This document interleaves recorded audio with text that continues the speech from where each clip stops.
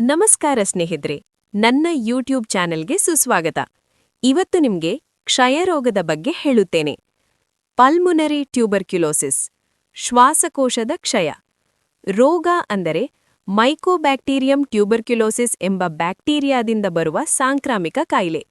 ಇದು ಮುಖ್ಯವಾಗಿ ಶ್ವಾಸಕೋಶಗಳ ಮೇಲೆ ಪರಿಣಾಮ ಬೀರುತ್ತದೆ. ಸಂಭವಿಸುವಿಕೆಯ ಪ್ರಮಾಣ. ಇದು ಹೊಸ ಪ್ರಕರಣಗಳ ಪ್ರಮಾಣವನ್ನು ಸೂಚಿಸುತ್ತದೆ. ಉದಾಹರಣೆಗೆ, 1 ವರ್ಷದಲ್ಲಿ 1,00,000 ಜನಸಂಖ್ಯೆಯಲ್ಲಿ 187 ಹೊಸ ಟಿಬಿ ಪ್ರಕರಣಗಳು ಕಂಡುಬಂದರೆ, ಆ ಪ್ರದೇಶದ ಟಿಬಿ ಸಂಭವಿಸುವಿಕೆಯ ಪ್ರಮಾಣವು 1,00,000 ಜನರಿಗೆ 187 ಆಗಿದೆ. ಟಿಬಿ ರೋಗದ ಪ್ರವೇಶ ವಿಧಾನ. ಗಾಳಿಯ ಮೂಲಕ ಹನಿಗಳು. ಶ್ವಾಸಕೋಶ ಅಥವಾ ಗಂಟಲಿನಲ್ಲಿ ಸಕ್ರಿಯ ಟಿಬಿ ರೋಗವಿರುವ ವ್ಯಕ್ತಿ ಕೆಮ್ಮಿದಾಗ, ಸೀನಿದಾಗ, ಮಾತನಾಡಿದಾಗ ಅಥವಾ ಹಾಡಿದಾಗ ಗಾಳಿಯಲ್ಲಿ ಸಣ್ಣ ಬ್ಯಾಕ್ಟೀರಿಯಾ ಹನಿಗಳು ಬಿಡುಗಡೆಯಾಗುತ್ತವೆ. ಉಸಿರಾಟ. ಹತ್ತಿರದಲ್ಲಿರುವ ಜನರು ಈ ಗಾಳಿಯನ್ನು ಉಸಿರಾಡಿದಾಗ ಆ ಬ್ಯಾಕ್ಟೀರಿಯಾಗಳು ಅವರ ಶ್ವಾಸಕೋಶವನ್ನು ಪ್ರವೇಶಿಸುತ್ತವೆ. ಕ್ಷಯರೋಗದ ಅಪಾಯದಲ್ಲಿರುವ ಪ್ರಮುಖ ವ್ಯಕ್ತಿಗಳು: HIV ಸೋಂಕಿತರು, ಕ್ಯಾನ್ಸರ್ ರೋಗಿಗಳು ಮತ್ತು ಕೀಮೋಥೆರಪಿ ಪಡೆಯುತ್ತಿರುವವರು.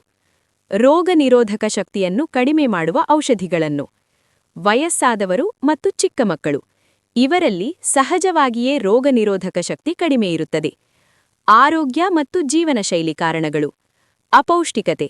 ಸರಿಯಾದ ಪೌಷ್ಟಿಕಾಂಶದ ಕೊರತೆಯಿಂದ ಬಳಲುತ್ತಿರುವವರಲ್ಲಿ ಟಿಬಿ ಸೋಂಕಿನ ಅಪಾಯ ಹೆಚ್ಚು. ಮಧುಮೇಹ.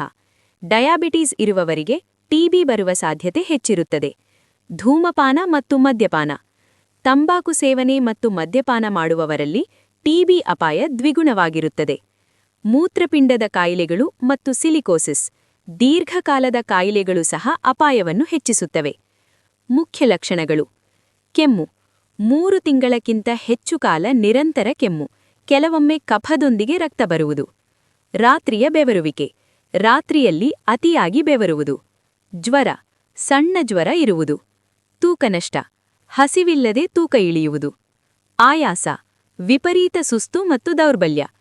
ಇತರ ಲಕ್ಷಣಗಳು: ಹಸಿವಿಲ್ಲದಿರುವುದು, ತಿನ್ನಲು ಇಷ್ಟವಿಲ್ಲದಿರುವುದು. ಎದೆ ನೋವು. ಉಸಿರಾಡುವಾಗ ಅಥವಾ ಕೆಮ್ಮುವಾಗ ಎದೆಯಲ್ಲಿ ನೋವು. ರಕ್ತಸಹಿತ ಕಫ.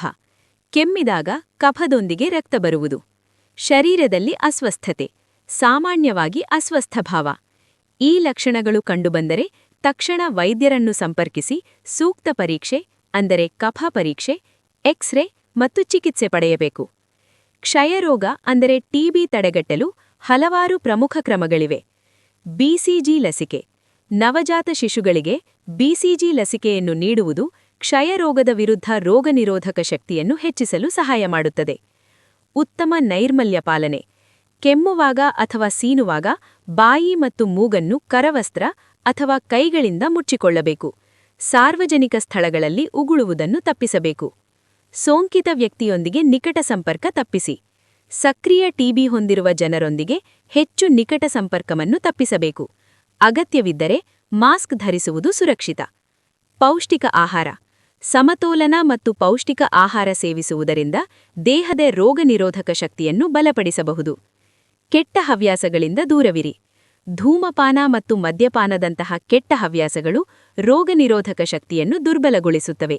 ಹಾಗಾಗಿ ಇವುಗಳನ್ನು ತ್ಯಜಿಸಬೇಕು. ನಿಯಮಿತ ವ್ಯಾಯಾಮ. ಟಿಬಿ ರೋಗದ ಮೇಲೆ ಕಂಡ ಲಕ್ಷಣಗಳು ಕಂಡುಬಂದರೆ ತಕ್ಷಣ ವೈದ್ಯರನ್ನು ಸಂಪರ್ಕಿಸಿ. ಧನ್ಯವಾದಗಳು.